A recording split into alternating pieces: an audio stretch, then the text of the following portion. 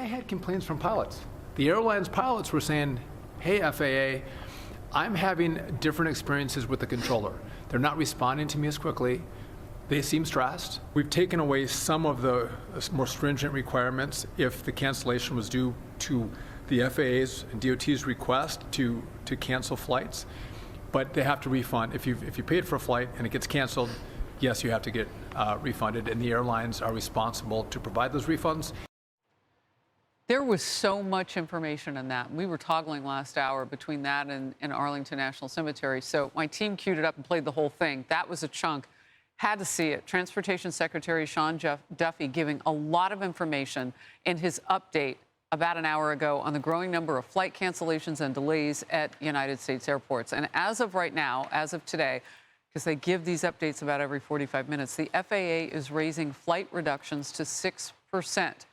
And that is expected to grow to 10% on Friday if the U.S. House does not vote to reopen the government. It's gone from the Senate to the House. It's in their hands now. Already this morning, a little more than 1,700 flights, 1,705, have been delayed. 1,200 plus canceled. And we know that once that is in the system, it only grows from there because everybody's behind. They have fewer planes in the air to put people on and rebook. It becomes the nightmare that we're all living through right now. And even once the government reopens, it could take several weeks for airlines to get back to full capacity. We learned that from the Transportation Secretary as well. Pilot and aviation consultant Kit Darby told another network this: if we cannot end the shutdown this week, we're starting to get to the point where it won't be fully recovered by Thanksgiving. I think if they do it this week, we can be very close to fully recovered by Thanksgiving. Well, if they do it this week, more than 5 million airline passengers have already been affected by the shutdown-related travel chaos. Expect that number to grow in the coming days. Look, Haley, people are going to have to make some changes now, if they haven't already done that, because the waits at Newark last week at one point were 893 minutes. That's 14 plus hours. Yeah. It's not lost on me, too, that the Democrats were willing to inflict a lot of pain on lower-income Americans who rely on government benefits like SNAP. But then as soon as their own flight plans started getting canceled, they immediately caved, and now they're suddenly willing to reopen the government. That about sums up the state of the Democratic Party. And, you know, my question to Senate Democrats was, what was the point of all of this?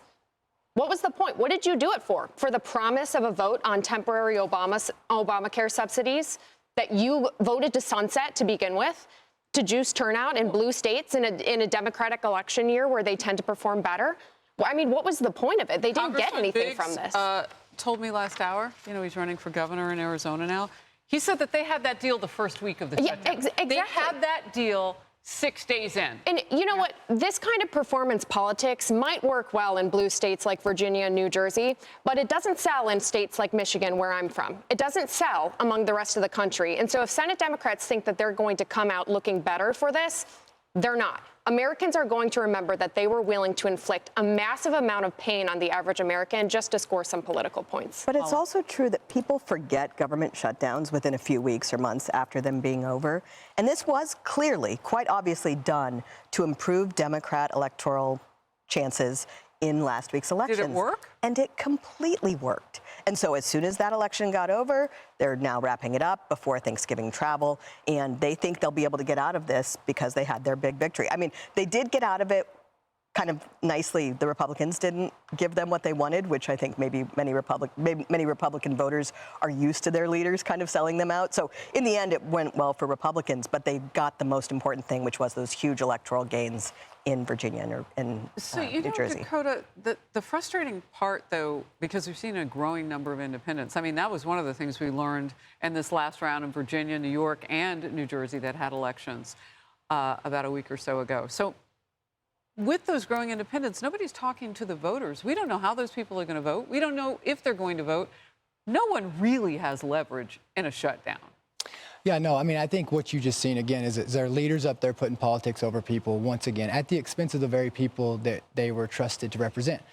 Look, I think both sides, though, I think the leaders up there do not represent their constituents anymore. Like, their priorities are not the same. I think they're having a tough time relating to this struggle. You know, look, how many of them up there were missing their flights, right? This wasn't, they were doing and making decisions on things or meals, right? Or pay. They're still getting paid, like all of this.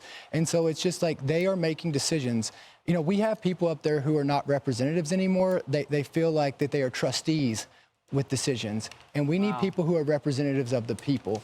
And on both sides, like both sides have gone, they're so disconnected from their constituents and from the repercussions of their decisions. And it's never good to have a leader that makes decisions that they don't feel the repercussions for that decision. And that's what you have up there in Congress right now. What you said, though, that word trustees, what's at the heart of that? Money.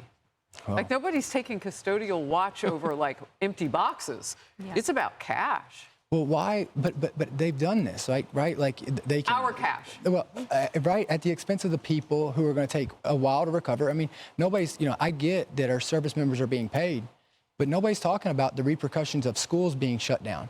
Nobody, like, of military schools being shut down. I know for a fact that they had to shut down a school, and like people who are on the reserve side or all this that didn't have funding, they had to shut those schools down. Yeah, it's crazy. And today, Sean Duffy noted TSA and air traffic control goes without their second paycheck. And as Axios reported, a group of moderates came to Chuck Schumer 2 weeks into the shutdown, 2 weeks in, and said, we're ready to reopen the government. And he said, no, hold out. Wow. No, hold out. Mid-October, he said to his entire caucus that if anyone tried to reopen the government, he would stand against them. That's according to sources that told Axios. So shame on Chuck Schumer. I know he's gotten the rap as the moderate, being beholden to the far left. No, he caused the pain. He pushed the pain through, along with Hakeem Jeffries.